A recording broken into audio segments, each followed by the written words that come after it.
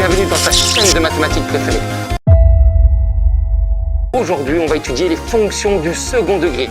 Il y en a certains qui appellent ça polynôme de degré 2, d'autres qui disent fonction quadratique, d'autres qui appellent ça un trinôme, peu importe. Donc, fonction du second degré.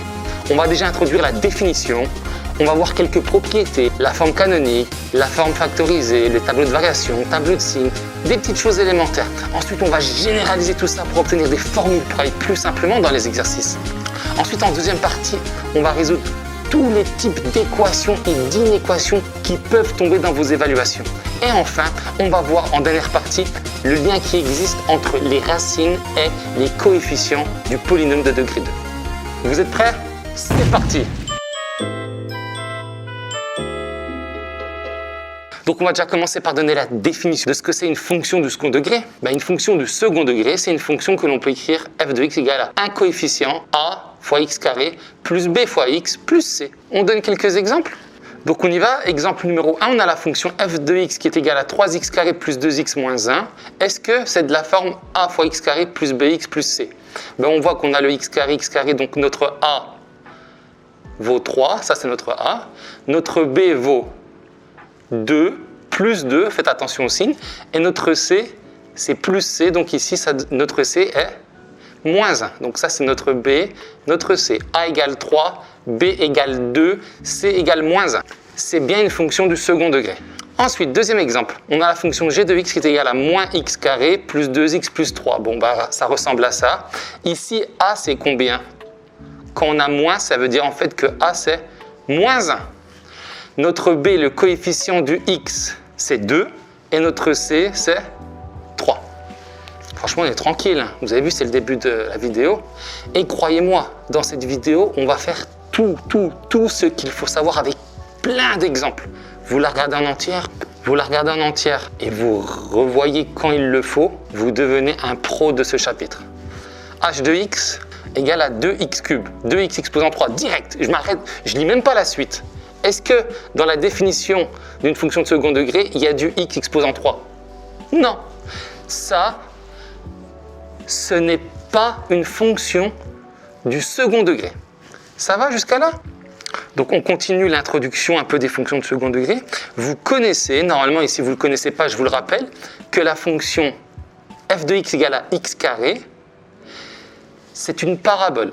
Ça ressemble à ça graphiquement. Cette courbe-là s'appelle une parabole. Ok? En fait, c'est quoi une fonction du second degré qui est de la forme ax carré plus bx plus c? Mais en fait, le fait de rajouter des coefficients avec du x et une constante, ça modifie seulement deux éléments. Ça modifie la position de la courbe. Par exemple, je reste abstrait. En modifiant le a, le b et le c, peut-être que ma parabole va passer de là à ici. Donc on modifie juste la position de la parabole. Mais aussi on peut modifier la façon dont les branches, on dit ça que sont les branches, la façon dont les branches sont positionnées. On peut peut-être les resserrer ou on peut les dilater. Donc il se peut que ma parabole devienne comme ça, on resserre les branches ou on les dilate, mais globalement la forme reste la même. Donc toutes les fonctions du second degré de la forme ax carré plus bx plus c, graphiquement, c'est une parabole. Tac, tac, tac, tac. Vous savez déjà, et si vous ne le savez pas, je le rappelle, que également, la forme de la parabole dépend du coefficient petit a. Donc, si mon a, ici, le coefficient a est positif, plus grand que 0, je sais que ma parabole va être comme ça, en U. Et si mon a est négatif, ma parabole, elle va être de la même forme, mais renversée. Elle sera comme ça. Un moyen de s'en rappeler. J'en suis pas fier de ce moyen, mais certains de mes élèves me l'ont fait remarquer, donc je vous le dis, peut-être si ça peut aider au moins une personne parmi vous. Comment y penser? Quand A est positif, qu'est-ce qui se passe? On est heureux, ça veut dire la vie est belle, etc. On est positif. On peut faire un smiley qui rigole. Et si le A il est négatif, se dire on n'est pas heureux, on est triste, blablabla, on peut faire un smiley qui est triste. Bon, c'est pas moi qui l'ai dit. Donc, gardez en tête le plus important, ça c'est vraiment important. Une fonction de second degré, graphiquement sa courbe, c'est une parabole, obligatoirement. Et réciproquement, si vous avez une courbe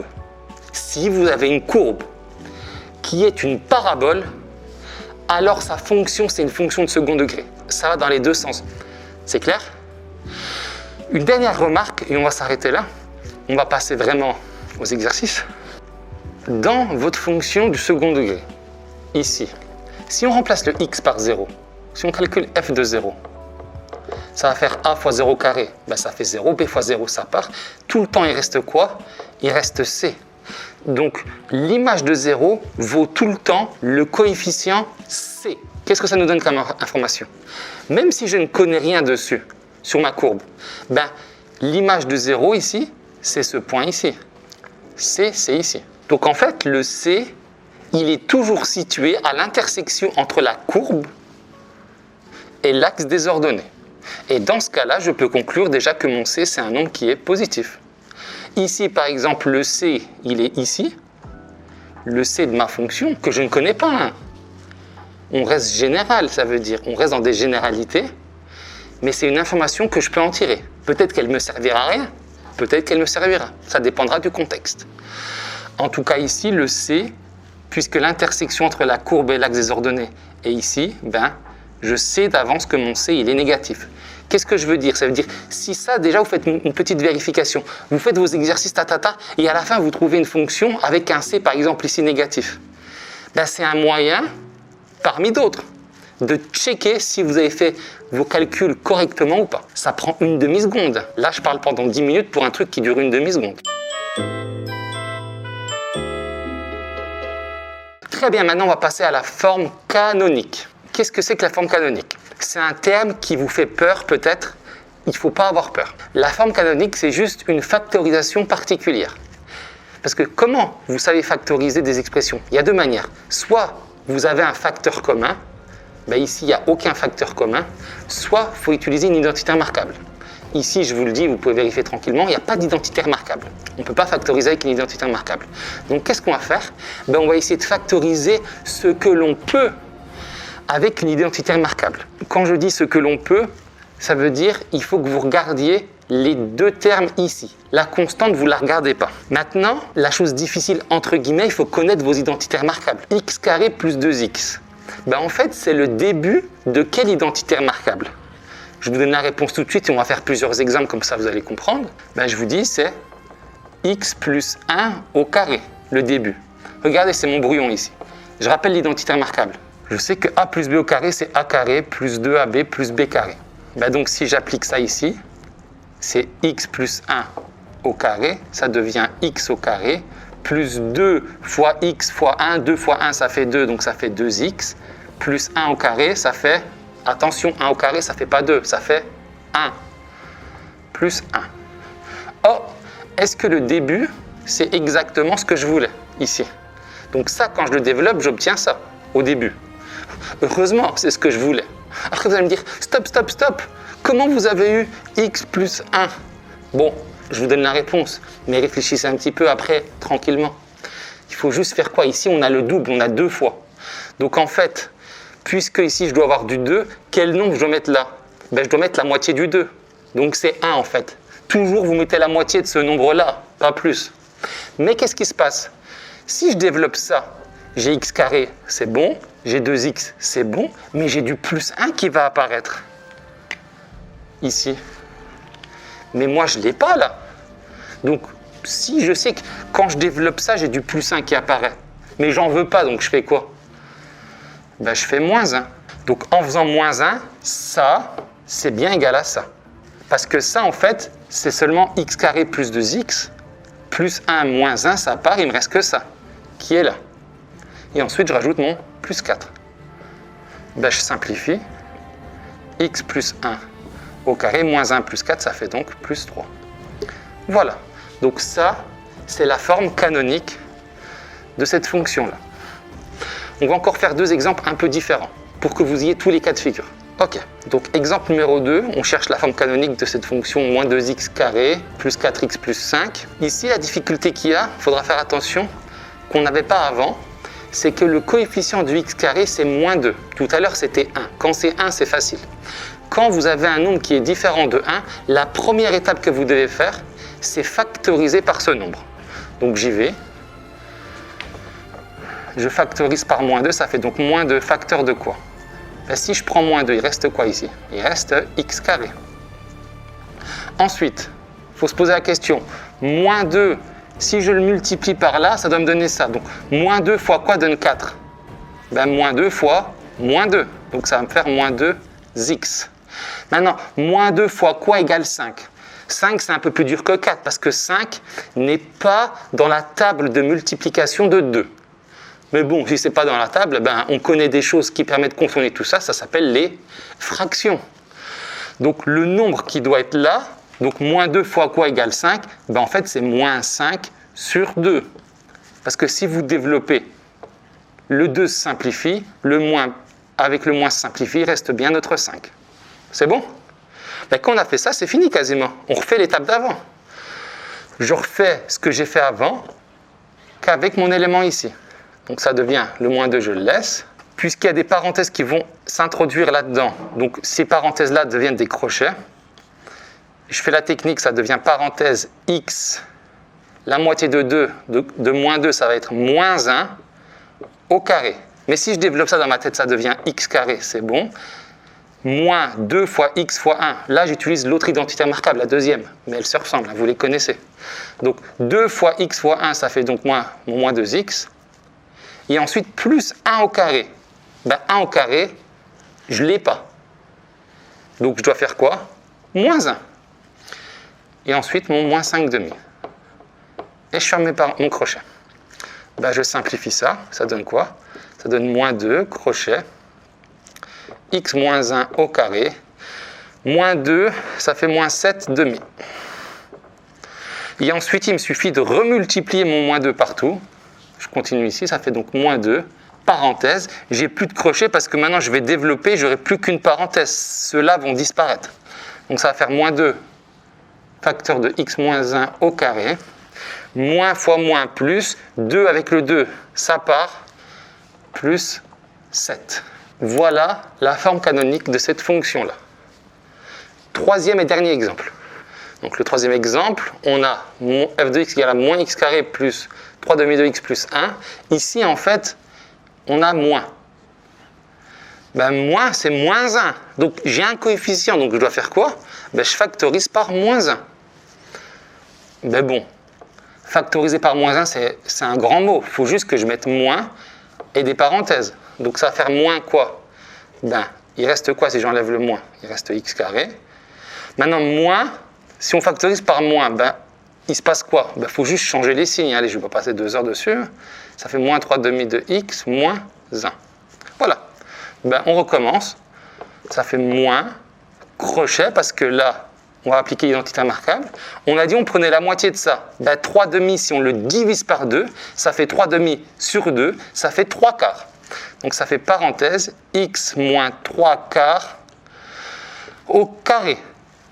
X carré si je développe, moins 2 fois x fois 3 quarts, ça me fait bien 2 fois 3 quarts. Le 2 et le 4, ça part, il reste que le 3 demi de x, donc ça marche.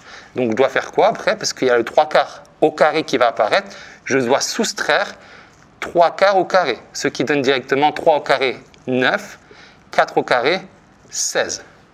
Moins 1, je rajoute. Je termine ici, ça fait donc moins, je simplifie ça. Donc moins 9 16e moins 1, donc ça fait moins 16 moins 9, moins 25 16e. Ultime étape, je remets le moins partout, ben, il me suffit de mettre, donc ça devient moins x moins 3 quarts au carré, moins fois moins plus 25 16e. Voilà pour déterminer les formes canoniques. Maintenant, on va se poser la question, à quoi sert une forme canonique? C'est parti!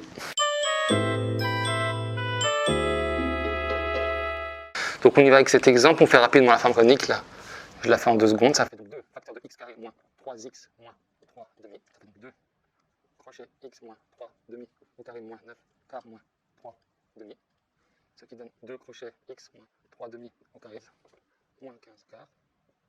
Je développe, ça me donne donc 2, parenthèse, x moins 3 demi au carré, moins 15. Je peux lire en canonique. Maintenant, à quoi ça me sert? Premier élément, on commence le raisonnement. Je sais que x moins 3 demi au carré, c'est tout le temps positif, parce que c'est un carré. Donc, je sais que x moins 3 demi au carré, c'est tout le temps positif, car c'est un carré est tout le temps positif.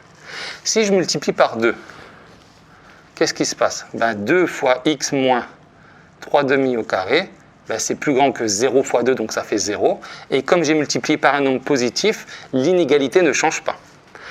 Ensuite, je soustrais moins 15 demi à gauche et à droite, ça fait donc 2 facteurs de x moins 3 demi au carré moins 15 demi plus grand ou égal à moins 15 demi. Mais tout ça, c'est quoi? C'est f de x. Donc je viens de montrer que f de x, c'est plus grand ou égal à moins 15 demi. Est-ce que cette minoration, ça veut dire cette inégalité, j'aurais pu l'avoir avec ma forme développée, ma forme initiale? Non. Donc déjà, ma forme canonique m'a permis de savoir que le minimum, la plus petite valeur possible de f de x, ça va être moins 15 sur 2. Maintenant, la question suivante qu'on peut se poser, c'est est-ce que cette valeur, on peut l'atteindre? Est-ce qu'il y a un x qui donne comme valeur moins 15 demi? Parce que peut-être on a montré que la fonction elle était toujours supérieure à ce nombre. Mais peut-être qu'elle est strictement plus grand que ce nombre. Là, vous allez me dire, il est marqué plus grand ou égal. Oui, mais quand je dis quelque chose est plus grand ou égal, est-ce que ça veut obligatoirement dire que ça va être égal? C'est un ou, d'accord? Donc maintenant, la question qu'on va se poser, c'est est-ce que de temps en temps, c'est possible que notre fonction vale moins 15 demi? Donc on résout quoi comme équation? Donc on doit résoudre, est-ce que f de x égale à moins 15 demi? On veut savoir, point d'interrogation. Est-ce que c'est faisable ou pas? On y va. Pour résoudre cette équation, on va utiliser la forme développée ou la forme canonique, vous pensez? Évidemment, la forme canonique. C'est l'objectif de cette partie. Donc prenons la forme canonique. Ça devient quoi? Ça devient donc 2 facteurs de x moins 3 demi au carré moins 15 demi égale moins 15 demi. Bon, à gauche et à droite, j'ai moins 15 demi, donc ça part. Il me reste quoi? Il me reste 2 facteurs de x moins 3 demi au carré égale 0. Quelque chose fois quelque chose égale 0, ça veut dire que une des deux choses vaut 0, mais ici 2 n'est jamais égal à 0, donc ça devient x moins 3 demi au carré égale 0. Mais si quelque chose au carré égale à 0, ça veut dire quoi? Ça veut dire que la chose vaut 0. Donc, x moins 3 demi égale 0. Je conclue ici, donc quoi? Donc, x égale 3 demi. Qu'est-ce que je viens de conclure? Je viens de conclure que ma fonction, celle-là ou celle-là, c'est la même. Elle vaut moins 15 demi pour x égale à 3 demi. D'accord? On y va, on fait un petit dessin pour comprendre ce qu'on est en train de dire. Donc je reprends les deux éléments que l'on connaît. On sait ça. On sait que ma fonction est toujours plus grande que moins 15 demi. Donc ici, par exemple, je peux placer, je ne fais pas à l'échelle, moins 15 demi. Je trace un trait. Je sais que ma fonction sera toujours au-dessus. Donc grâce à ça, j'obtiens cet élément-là. Ma fonction est par ici. Maintenant, grâce à ça, je sais que pour x égale à 3 demi, donc x égale 3 demi, c'est un nombre positif, mais quelque part par là, ce n'est pas à l'échelle, je réinsiste. Pour x égale à 3 demi, je sais que l'image de ça, ça me donne f de x égale à moins 15 demi. Donc l'image de 3 demi, c'est moins 15 demi. Donc ça, c'est un point de la courbe. OK? Mais je sais aussi que ma courbe, elle ne peut être qu'au-dessus. Mais je sais quoi aussi? Que c'est une fonction du second degré. Donc si c'est une fonction du second degré, sa courbe, c'est quoi? C'est une parabole. Mais une parabole comment? En U ou inversée? On regarde notre A. Le A, il est comment? Positif. Donc on sait que c'est un U. Donc je sais que ça, c'est le minimum et que ma parabole, c'est un U. Donc ça ressemble à quelque chose de comme ça. Ce point-là ici, le plus petit endroit de la parabole, ça s'appelle le sommet. On va appeler S, le sommet. Ici, j'obtiens quoi? C'est quoi les coordonnées du sommet? Directement, je sais que les coordonnées du sommet, c'est combien? C'est 3 demi moins 15 demi. 3 demi moins 15 demi. Directement. Et maintenant, la question, Parce que là, on a fait un gros travail, mais est-ce qu'on aurait pu voir ça directement avec la forme canonique? Regardez, la forme canonique, je vous l'encadre ici. Elle est là. Est-ce que les coordonnées, vous les voyez ici? Ben oui, vous les voyez. Le 3,5, vous voyez que c'est là. C'est le 3,5 là, et le moins 15,5, il est là. Ben voilà. La forme canonique permet de déterminer les coordonnées du sommet instantanément. Attention, danger, danger, danger. Il faut qu'il y ait x moins. Il faut que ça soit un moins là. Et on prend le nombre qui est après. Il faut un moins. On va faire un deuxième exemple pour bien comprendre cette histoire de moins. Donc dans le deuxième exemple, je vous donne directement une forme canonique. Voilà une forme canonique, un nombre, facteur de x plus 3 au carré plus 5. Donc la question, est-ce qu'avec cette forme canonique, vous pouvez en conclure directement les coordonnées du sommet? Ici, juste avant, je vous ai expliqué qu'ici, on devait avoir moins. Donc vous allez juste réécrire, ça devient 4, facteur de x moins 3 au carré plus 5. Et donc sans faire aucun calcul, j'en conclus que les coordonnées du sommet sont quoi? Ben c'est moins 3, 5. Directement. Est-ce que c'est clair? On va faire un troisième exemple un peu plus dur, qui tombe très très souvent en évaluation. C'est classique. C'est parti. Donc on y va pour l'exemple qui tombe très souvent en évaluation. Donc on vous donne la courbe suivante et on vous dit donner la forme développée de la fonction associée à cette courbe. Première remarque, vous voyez que c'est une parabole. Parabole, ça veut dire quoi? Ça veut dire fonction du second degré. Mais attention, là on vous piège un petit peu. Parce que dans la question, déterminez la forme développée. Mais en fait, pour trouver la forme développée quand on vous donne la courbe, l'étape intermédiaire, c'est déterminer la forme canonique de l'expression. Donc on y va. On sait qu'une forme canonique s'écrit sous la forme f de x égale à x moins quelque chose au carré plus quelque chose. Ici, les deux choses, ce sont quoi? Ce sont les coordonnées du sommet. Donc par exemple, je vais appeler x, s, y, s. Ben, regardez graphiquement, quelles sont les coordonnées du sommet? Ben, le xs, l'abscisse du sommet, c'est moins 1. Et l'ordonnée, c'est combien? C'est 3. Donc je peux déjà remplacer. Donc ça va devenir a facteur de x moins 1 au carré plus 3. Ce qui donne donc a facteur de x plus 1 au carré plus 3. Très bien. Est-ce que c'est fini ou il me manque des informations? Il me manque quoi? Ben, il me manque le petit a. Ça, c'est quelque chose de classique. Quand il vous manque des éléments, c'est pas que dans cet exercice. Souvent en maths, quand il vous manque des éléments, on doit faire quoi? Ben, on doit essayer de trouver d'autres informations qu'on peut en tirer sur la courbe. Est-ce que la courbe passe par d'autres points que le sommet que vous pouvez voir? Ben, par exemple, moi je vois qu'elle passe par le point de coordonnées. Regardez bien vos yeux. Ce que je vous donne, c'est ma proposition. Vous pouvez en prendre d'autres. Au final, le résultat sera le même.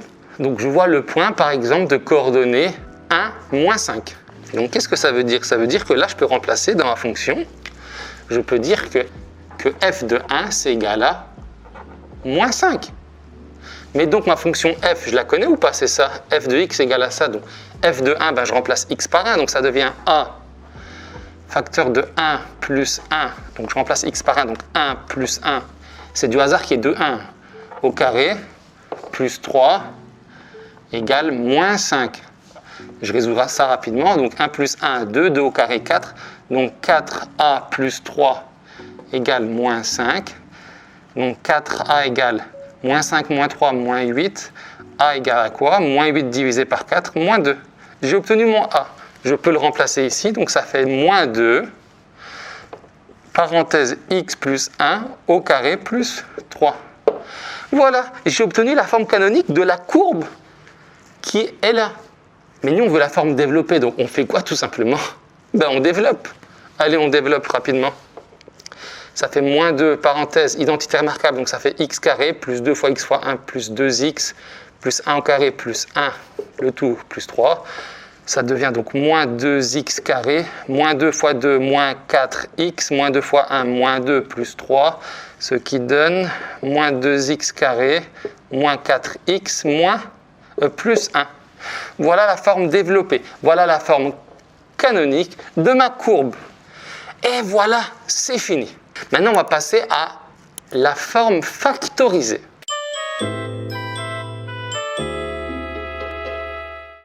Donc on a une fonction du second degré, on cherche maintenant une troisième forme, on a la forme développée, on a connu maintenant la forme canonique, et on souhaite la forme factorisée. Je vous le dis directement, pour obtenir la forme factorisée, on doit passer obligatoirement par la forme canonique. Donc on y va rapidement, donc ça fait 2 facteurs de x carré, moins 4x, plus 3 de 1000. Ça fait donc 2 crochet x moins 2 au carré, moins 4 plus 3 de 1000, c'est moins 2.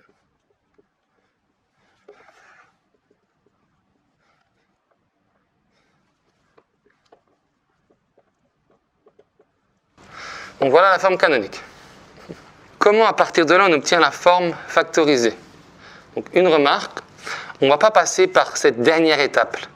Donc celle-là, en fait, on ne va pas en avoir besoin.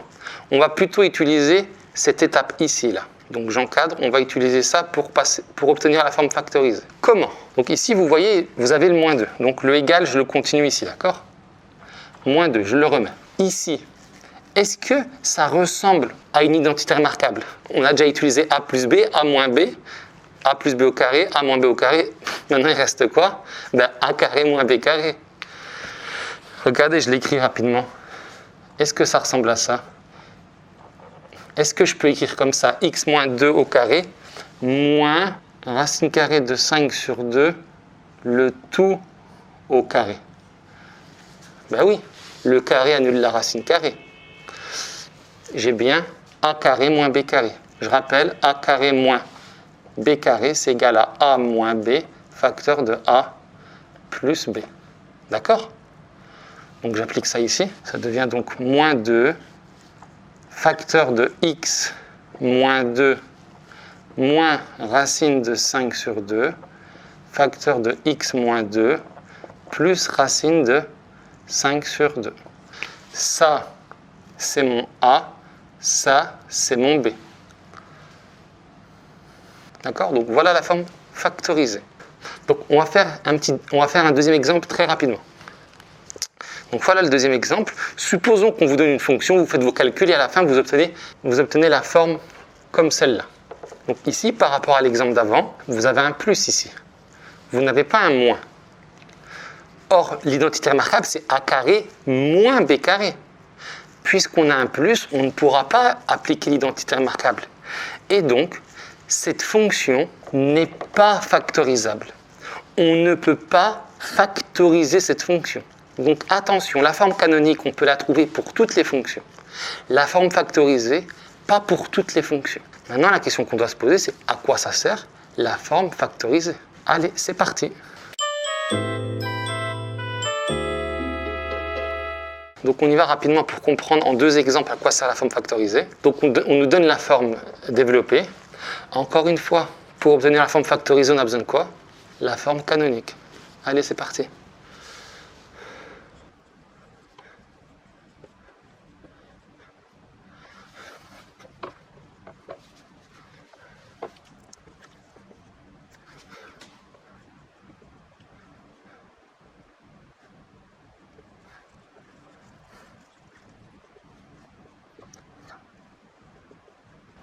Donc on obtient cette forme-là, c'est l'étape juste avant de redévelopper pour obtenir la forme canonique. Donc là, on applique l'identité remarquable, ce qui donne 2, ça on ne le touche pas, facteur de quoi? A carré moins b carré. Donc notre a c'est quoi ici? C'est x moins 1 demi. Et notre b, ça c'est b carré, donc c'est quoi la racine carrée de 81, c'est quoi? C'est 9. Et la racine carrée de 4, c'est quoi? C'est 2. Donc tac. Et l'autre, c'est la même chose, c'est x moins 1 demi. Et maintenant, plus 9 demi. Je simplifie ici, ça devient égal 2 facteurs de quoi? Moins 1 demi, moins 9 demi, ça fait moins 10 demi, donc ça fait moins 5. Donc ça fait x moins 5. parenthèse, moins 1 demi plus 9 demi, ça fait 8 demi, ça fait 4, x plus 4. Très bien, on a obtenu la forme factorisée. À quoi elle sert? Elle permet de déterminer les racines de notre fonction. Vous allez me dire, c'est quoi une racine? Je rappelle du vocabulaire qui n'est pas spécifique à ce chapitre. Quand vous avez une fonction ici,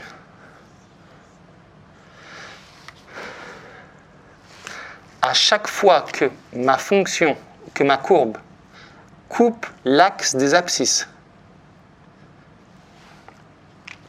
ces endroits-là, ça s'appelle les racines de la fonction, les racines de ma fonction. Si je souhaite déterminer les racines de cette fonction, il faut faire quoi? Il faut résoudre en fait quand est-ce que ma fonction f de x, elle vaut combien? 0. Si j'ai ça, si je veux les racines ici, c'est bien les endroits où ma fonction f, ma courbe f de x vaut combien? 0. Donc je vais résoudre cette équation. Ensuite, pour résoudre cette équation, j'ai soit cette forme-là, soit la forme canonique, soit la forme canonique, soit la forme factorisée. Bon, on est en train de faire quoi, s'il vous plaît? Évidemment, on fait la forme factorisée. Sinon, on n'aurait pas fait tout ça. Donc, on utilise la forme factorisée, ça devient donc 2 facteurs de x moins 5 facteurs de x plus 4 égale 0. J'ai des produits qui se multiplient qui vaut 0, ça veut dire les facteurs vaut 0. 2, ça vaut jamais... 2 ne vaut jamais 0, donc soit x moins 5 égale à 0, ou x plus 4 égale 0. Je résous, donc ça fait soit x égale à 5, ou x égale à moins 4. Voilà. Ça, c'est ma racine. Je fais un petit dessin pour bien comprendre. Je le fais ici. Regardez. Ici, je sais quoi? Le a, il est comment? Positif. Donc déjà, je sais que ma courbe, c'est un U. C'est quelque chose de comme ça. À peu près. Hein. C'est un schéma que je fais. C'est un brouillon. Les racines, c'est quoi? C'est les nombres où ça coupe les axes des abscisses. Où ça coupe l'axe des abscisses. Ici et ici. Il y a combien de points où ça coupe? Puisque c'est une parabole. 2. Oh, d'après mes calculs, j'ai trouvé combien de valeurs? 2. Ouf. Donc la valeur ici, c'est combien? C'est la plus petite. Donc c'est ici. Moins 4, et ici c'est combien? 5. Je sais que ma courbe, ma fonction ici, coupe l'axe des abscisses en moins 4 et 5. Vous avez vu? Sans la calculatrice, j'ai déterminé les racines. Grâce à la forme factorisée. Encore un petit exemple qui va durer 10 secondes. Supposons que vous faites vos calculs, on vous donne une fonction avec la forme développée, et vous faites vos calculs et vous obtenez la forme canonique, ou plutôt l'étape juste avant, qui est celle-là. Tout de suite, vos yeux, ils ont compris. Vous voyez ici quoi? Un plus. S'il y a un plus, on ne pourra pas factoriser. Mais si on ne peut pas factoriser, ça veut dire quoi? On a envie de dire qu'en fait, il n'y aura peut-être pas de racine, non? Mais c'est notre intuition, peut-être qu'on se trompe. Mais on va ouvrir nos yeux 2 secondes. Ça, c'est un carré ou pas? Donc x plus 1, c'est tout le temps positif. X plus 1 au carré. On est d'accord? C'est tout le temps positif. Je rajoute plus 7. Je fais directement, c'est mon brouillon. Je fais plus 7. Donc à gauche, à droite. Et ensuite, je multiplie par moins 3. Donc si je multiplie par moins 3, ça fait moins 3 fois x plus 1 au carré plus 7. Et ici, 0 plus 7, donc ça fait 7. 7 fois moins 3, ça fait donc moins 21. Attention, quand on multiplie par un nombre négatif dans des inégalités, on fait quoi? On change le signe. Donc c'est plus petit ou égal. Donc ça, c'est ma fonction f de x. F de x plus petit ou égal à moins 21. Donc je viens de démontrer quoi? Je place moins 21 ici, je trace mon trait, et je sais que ma courbe, elle est tout le temps en dessous. Tout le temps. Et mais aussi, le A, il est comment ici? Il est négatif. Donc ma parabole, elle est comme ça. Donc, je fais n'importe comment. Je dois dessiner une parabole comme ça, en dessous. Donc, allez, j'en fais une comme ça. Est-ce que ma courbe coupe l'axe des abscisses quelque part? Jamais. Là, on a démontré, il n'y a pas de racine. Donc, quand la forme n'est pas factorisable, il n'y a pas de racine. C'est clair? Donc là, franchement, on a fait la grosse introduction en comprenant absolument tout ce qu'il faut savoir sur les choses élémentaires. Maintenant, on va généraliser tout ça avec des lettres pour obtenir des formules. Et comme ça, tous les résultats qu'on a obtenus en faisant des calculs, on va les obtenir très facilement. On y va pour la généralisation de tout ce qu'on vient de faire.